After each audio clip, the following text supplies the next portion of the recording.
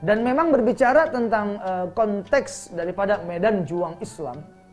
Yang pertama amar ma'ruf, yaitu mengajak kepada kebaikan. Ini mungkin semua orang bisa dan mudah untuk menerapkannya. Kenapa?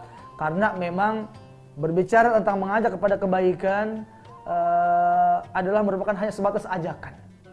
Permasalahan mereka mau melaksanakan ataupun tidak, yang terpenting tugas kita sebagai manusia ataupun tugas-tugas para rasul, innama ala rasulinal balagul mubin, yaitu hanya menyampaikan, hanya mengajak. Fadzakir fa inna dzikra tanfa'ul mu'minin. Agama memberikan ruang kepada kita untuk senantiasa bertazkirah, mengajak manusia untuk mengingat Allah, mengajak manusia untuk ibadah, terlepas mereka mengerjakan ataupun meninggalkannya bukan lagi hak dan kewajiban kita. Ya, itu semua tergantung hidayah dari Allah Subhanahu wa taala. Ingat, hidayah Allah itu sangat mahal. Ya, mahal sekali. Bagaimanapun dekatnya kita dengan masjid, bagaimanapun dekatnya kita dengan majelis-majelis ilmu, kalau belum diketuk pintu hidayah, maka tidak akan mungkin kita mendekat. Wa may ya'tasim billah faqad hudiya ila siratikal mustaqim. Karena petunjuk dan hidayah itu adalah hak mutlaknya Allah Subhanahu wa taala. Makanya kita sering membaca surah Al-Fatihah. Ya, ihdinas siratal mustaqim. Ihdinas siratal mustaqim, ya Allah, tunjukkanlah kami kepada jalan yang lurus. Ya, ini sering kita baca di waktu sholat kita. Ya, berarti 17 kali kita memohon petunjuk kepada Allah dalam satu hari satu malam. Ya. Ini yang pertama. Yang menjadi ciri-ciri umat terbaik adalah mengajak manusia untuk melaksanakan kebaikan. Ta'muru nabil ma'ruf. Baik para pemirsa, Assalamualaikum Nusantara TV One yang dimuliakan oleh Allah Subhanahu wa taala. Selanjutnya ciri umat terbaik yang kedua adalah wa tanhauna 'anil munkar. Mencegah daripada kemunkaran. Ingat, dalam ayat tersebut disambungkan dengan huruf waw yang berarti waw ataf, yang mempunyai makna harus ada kesinambungan, keselarasan antara ta'muruna bil ma'ruf dengan tanhauna 'anil munkar. Berarti antara amar ma'ruf dengan nahi munkar adalah dua keping mata uang yang tidak bisa dipisahkan. Ya. Orang hanya asik ibadah hanya untuk dirinya sendiri, tetapi dia melupakan banyaknya maksiat yang ada di hadapannya, banyaknya perzinahan, banyaknya mabuk-mabukan dan lain sebagainya. Maka sungguh demi Allah, wahai saudaraku, ketika engkau asik ibadah hanya untuk dirimu sendiri, maka engkau belum dikatakan sebagai umat terbaik. Jadi umat terbaik yang kedua adalah dia berani menegakkan amar ma'ruf, nahi munkar. Mencegah daripada kemunkaran. Apabila ada orang yang melaksanakan melakukan perbuatan-perbuatan yang dilarang sama Allah, maka sesegera mungkin kita berani mengatakan, baik itu dengan lisan kita, dengan dakwah yang baik, ataukah dengan kekuasaan kita, dengan jabatan kita yang kita punya, maka haruslah bisa mencegah daripada kemunkaran tersebut. Ya, judi, mabuk, jinah dan lain sebagainya. Ini kan kalau berbicara anak-anak sekarang, masya Allah, ya.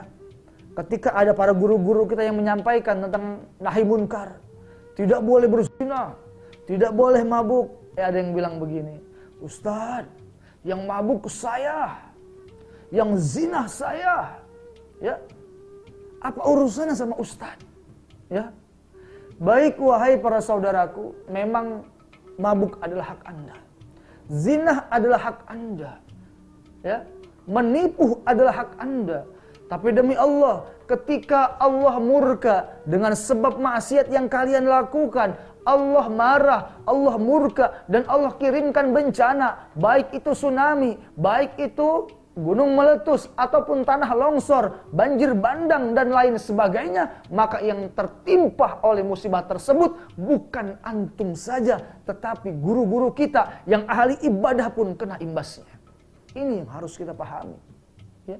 Ketika Allah telah menurunkan musibah, laknatnya, maka yang terkena bukan yang ahli maksiat saja, yang ahli ibadah pun kena imbasnya. Maka dari itu penting untuk kami sampaikan pada hari ini, ayo sama-sama kita menjauhi segala macam larangan-larangan Allah. Karena berbicara tentang nahi munkar dan amar ma'ruf, ada orang yang tahu perintah tapi tidak tahu larangan, gitu ya. Nanti ada orang yang tahu larangan tapi tidak tahu perintah.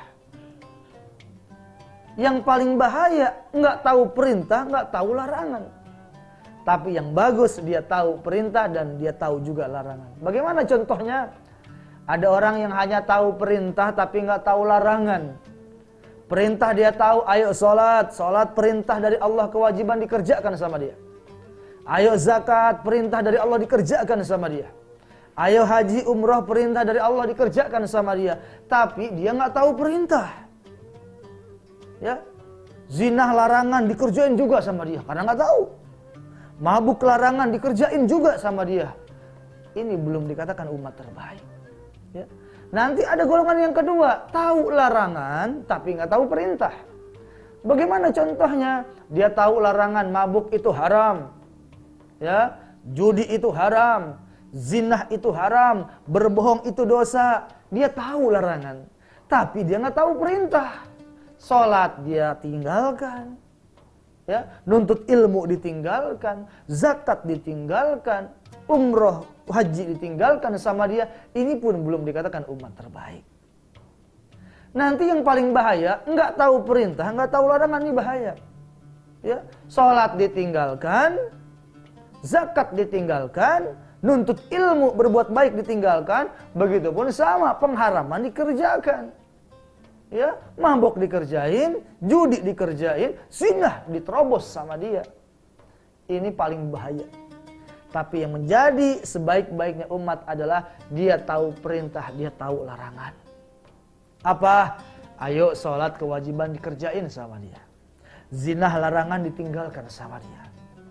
Zakat kewajiban dikerjakan olehnya, dan kemudian judi, pengharaman, larangan ditinggalkan olehnya. Inilah umat terbaik. Ayo tanya dalam diri kita, kita masuk konteks golongan yang mana? Ya, jangan sampai kita hanya tahu perintah, nggak tahu larangan, atau kita hanya tahu larangan tanpa tahu perintah.